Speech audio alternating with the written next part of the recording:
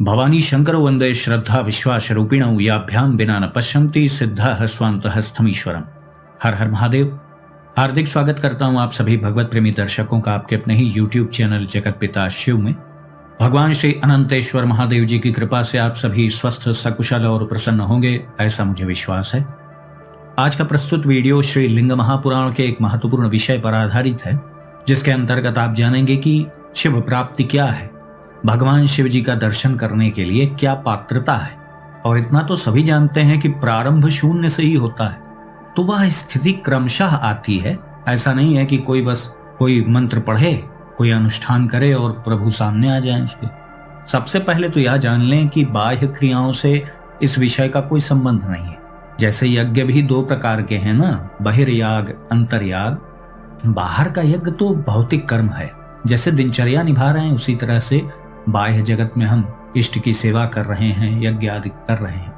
अंतर्याग जो आंतरिक यज्ञ है, महत्वपूर्ण तो वह है ना, लक्ष्य की प्राप्ति उससे होनी है, क्योंकि लक्ष्य आपने वही चुना है। मनोकामना आदि पूर्ति के लिए जो पूजा पाठ, व्रत, उपवास करते हैं, अनुष्ठान करते हैं, तो उसको कोई भी कर सकता है, सबको अधिकार है।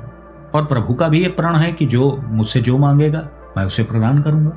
लेकिन बात आती है कि जो लोग भगवत प्राप्ति की साधना कर रहे हैं, तो उनका लक्ष्य तो अपने इष्ट की प्राप्ति है।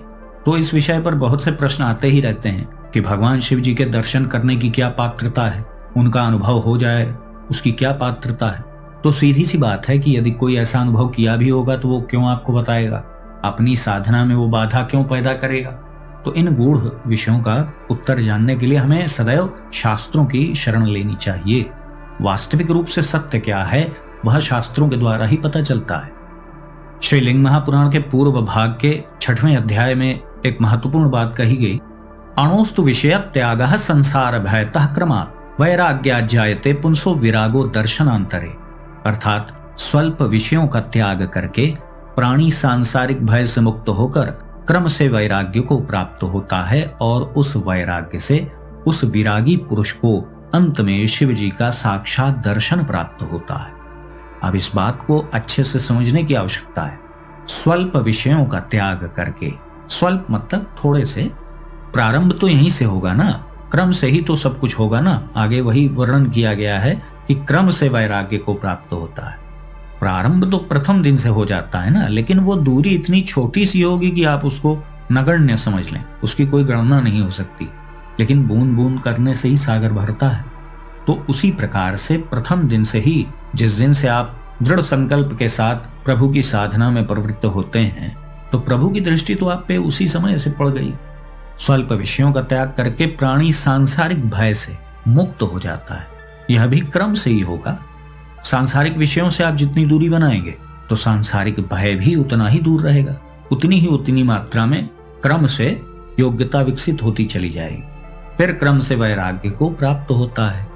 इसका तात्पर्य है कि क्रम से वह पूर्ण वैराग्य की स्थिति भी आ गई, और उस वैराग्य से उस विरागी पुरुष को अंत में शिव जी का साक्षात दर्शन प्राप्त होता है। तो वह स्थिति क्रम से आती है। सभी लोगों की तत्परता प्रयास करने में अलग अलग है, सबकी योग्यता अलग अलग है, सबका समर्पण अलग अलग स्तर का है। इसीलिए सब लोग अलग अलग प्रकार से प्रयास करते हैं। इसीलिए धीरे धीरे मंद गति से क्रमशः यह प्रक्रिया होती है। तो यहाँ पर क्या कहा जा रहा है कि विषयों के त्याग से सांसारिक भय से मुक्ति होती है। जैसे जैसे आपकी योग्यता और विकसित होती जाएगी, तो पूर्ण वैराग्य की स्थिति अंत में प्राप्त होगी। फिर उसी विरागी पुरुष को अंत में शिव जी का साक्षात दर्शन प्राप्त होता है।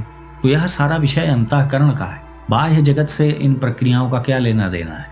विषयों का त्याग करने से यह मतलब नहीं है कि हर प्रकार के हम भौतिक जगत के विषयों का त्याग कर देंगे। बाह्य रूप से त्याग कर भी दिया तो उसका क्या लाभ है। मन से तो चिंतन हो ही रहा है, तो उसका लाभ कहाँ मिल रहा है। जब मन से उसका चिंतन नहीं हो, तो वह वास्तविक रूप में त्याग है। जीवन यापन करने के लिए जिन विषयों का हमें प्रयोग करना है, उससे दूरी बनाने से कोई लाभ नहीं है। वह आपकी साधना में बाधक नहीं है। श्वास लेना आपकी साधना में बाधा थोड़ी पैदा कर रहा है। जल पीना आपकी साधना में कोई बाधा नहीं पैदा कर रहा है। भोजन करना, व्यायाम करना, विश्राम करना, अध्ययन करना, जो भी आप दैनिक जीवन में काम कर रहे हैं, वह आपके साधना में बाधा तो उत्पन्न नहीं कर रहा है। अब वो अलग बात है, कुछ लोग ऐसा भी कार्य कर रहे हैं जो साधना में बाधा उत्पन्न करता है, एकाग्रता को भंग करता है, तो उनसे बचने की आवश्यकता है। अपनी जीवन शैली का विश्लेषण करते रहना चाहिए। विषयों का त्याग करने का सीधा सा मतलब यह है, जिन विषयों को त्यागने से भलाई है उसे त्याग दिया। जितनों का प्रयोग करना हमारे जीवन यापन के लिए आवश्यक है उसका प्रयोग भी किया। अनावश्यक रूप से किसी भी वस्तु का सेवन उचित नहीं। आसान शब्दों में आप ऐसे समझें कि जब भौतिक जगत के विषयों में आसक्ति रहेगी तो चित्त का जो बहाव है वह भौतिक जगत की ओर होगा ना, और चित्त से ही आप चिंतन करेंगे। तो चित्त तो भौतिक जगत में उलझा हुआ है, तो प्रभु तो हैं ही, आपके अंदर ही वो विद्यमान है। बस बात यह है कि जिससे अनुभव किया जा सकता है वह यंत्र संसार में उलझा हुआ है। जैसे कितना भी शक्तिशाली टेलीस्कोप हो, अगर दूसरी ओर देखना हो तो उसका डायरेक्शन घुमाना ही पड़ेगा। बिना घुमाए कितना भी अच्छा टेलीस्कोप होगा वो देख नहीं पाएगा, है ना। सटीक पॉइंट पे जब उसको फोकस किया जाएगा तब वहां की चीज वो देखेगा। तो उसी प्रकार से चित्त को आपको प्रभु की ओर मोड़ना होगा। यह काम तो आपको करना होगा ना, क्योंकि आपको प्रभु की प्राप्ति करनी है। आप अपने आप को आप मान रहे हैं ना, ये तो नहीं मान रहे हैं कि आपका कोई अस्तित्व ही नहीं है।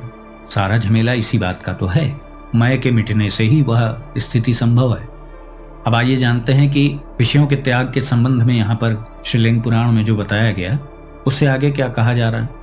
विमुख्यो विगुण त्यागो विज्ञानस्या विचारतः तस्य चास्य च संधानम प्रसादात् परमेष्ठिनः। अर्थात संसार निवर्तक आत्मानात्म विवेक रूप विशिष्ट ज्ञान का विचार किए बिना जो क्षणिक विषय त्याग है वह ज्ञान रहित होने से अस्थायी है, अतएव विमुख्य अप्रशंस्य है। बड़े भारी भरकम शब्द है ना, तो कुछ सरल रूप में आप समझें। संसार निवर्तक, ये जो आत्म अनात्म विवेक है, क्या आत्म है क्या अनात्म है, इसका ज्ञान, सत असत का ज्ञान, यह विशिष्ट ज्ञान है ना। तो वही यहाँ कहा जा रहा है कि संसार निवर्तक, संसार से पार कराने वाला सत असत का विवेक रूप विशिष्ट ज्ञान, इसका विचार किए बिना जो क्षणिक विषय त्याग है वह ज्ञान रहित होने से अस्थायी है, अतएव विमुख्य है, अप्रशंस्य है, प्रशंसा के योग्य नहीं है। क्षणिक विषय त्याग क्या है, यहाँ यही बताया जा रहा है।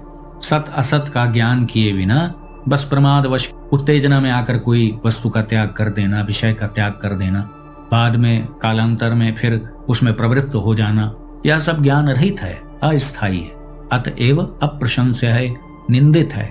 त्याग वास्तविक रूप से होना चाहिए। उत्तेजना में आकर ऐसे बोल दिया, जाओ ऐसे कर दूंगा आज के बाद।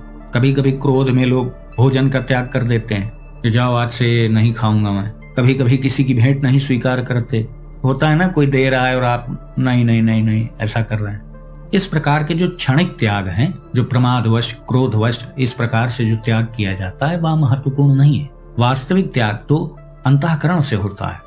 उस सत असत वस्तु का जो विवेक है, आपका विचार है, आपका चिंतन है, और सांसारिक विषयों का त्याग, यह एक साथ होना परमेष्ठी भगवान सदाशिव जी के कृपा प्रसाद से ही संभव है। प्रभु की इच्छा से ही कोई उन्हें प्राप्त कर सकता है, यह भी सत्य है। कृपा इसलिए भी महत्वपूर्ण है क्योंकि आपको प्रतिकूल परिस्थितियां, अनुकूल परिस्थितियां, इन सब में दृढ़ रखना, ये काम कौन कर सकता है? यह आपके इष्ट ही कर सकते हैं। वास्तविक रूप से जो भी समर्पित साधक हैं उनके साधन पथ को प्रभु सदैव आसान बनाते हैं। तो वह जो विवेक है जिससे आप वास्तविक त्याग की ओर अग्रसर हो सकते हैं, वह प्रभु का ही कृपा प्रसाद है। आगे कहा जा रहा है, धर्मो ज्ञानं च वैराग्यम ऐश्वर्यम शंकरादिह स एव शंकरः साक्षात् पिनाकी नीललोहितः। अर्थात इस श्लोक में धर्म, ज्ञान, वैराग्य तथा ऐश्वर्य शिव जी की कृपा से ही प्राप्त होते हैं। वे कल्याण करने के कारण शंकर हैं, पिनाक नामक धनुष धारण करने के कारण पिनाकी हैं, तथा उनका कंठ नीला एवं देह लाल होने के कारण वह नील लोहित भी हैं। प्रभु के स्वरूप की यहाँ पर बात हो रही है। यहाँ पर यह बताया जा रहा है कि लोक में धर्म, ज्ञान, वैराग्य तथा ऐश्वर्य, यह सब महादेव जी की ही कृपा से प्राप्त होता है। कल्याण करना उनका कार्य है, इसीलिए उनका नाम शंकर है। तो प्रभु की भक्ति भी प्रभु की कृपा से ही प्राप्त होती है।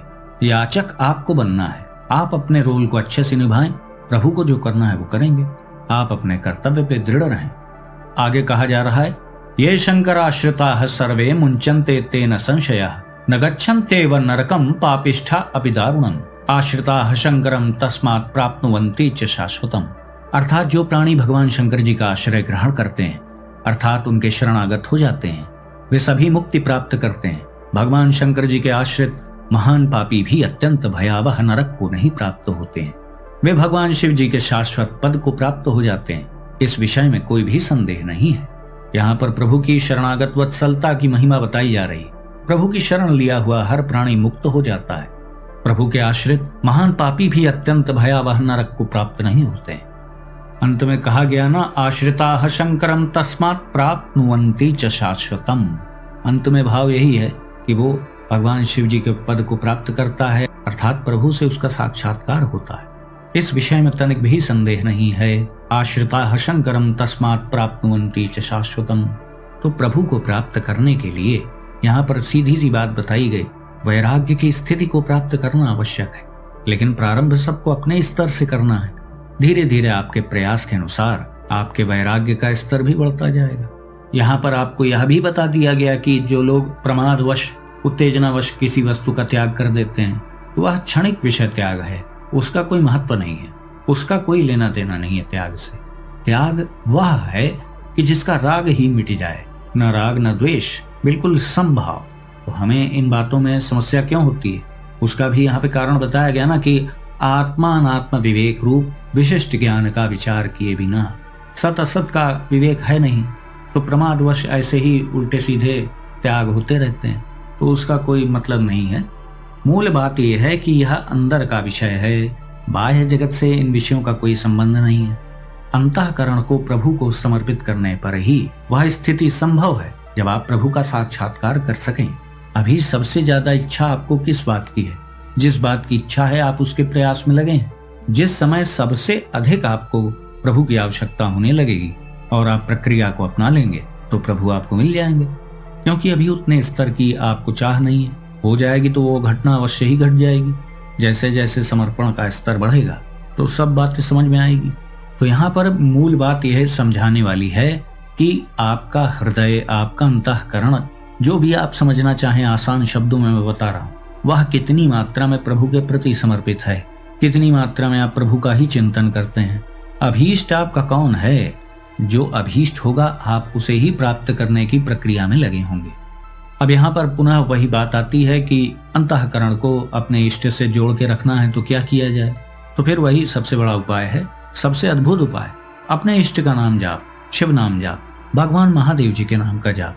हर समय आंख बंद करके आप ध्यान तो कर नहीं सकते, मंत्रों में तो विधि निषेध का पालन किया जाता है। तो सबसे अच्छा उपाय नाम जाप ही है, जिसे आप चलते फिरते, उठते बैठते किसी भी प्रकार से कर सकते हैं। मूल बात वही है, घुमा फिरा करके शास्त्रों ने समझाने का बस सरल रूप में बस प्रयास किया है। मुख्य बात वही है, वैराग्य को कौन प्राप्त करेगा? भौतिक विषयों के चिंतन से जो दूर होगा। बाह्य जगत में आप कोई वस्तु त्याग कर दें और उसका चिंतन मन में होता रहे तो विशेष लाभ होना नहीं है उसका। जिसकी आपको सर्वाधिक चाह है, जो आपका अभीष्ट है, आपको वही प्राप्त होगा। जिसे प्रभु चाहिए उसे प्रभु प्राप्त होते हैं। बस बात यह है कि हम प्रयास सही दिशा में कर रहे हैं कि नहीं।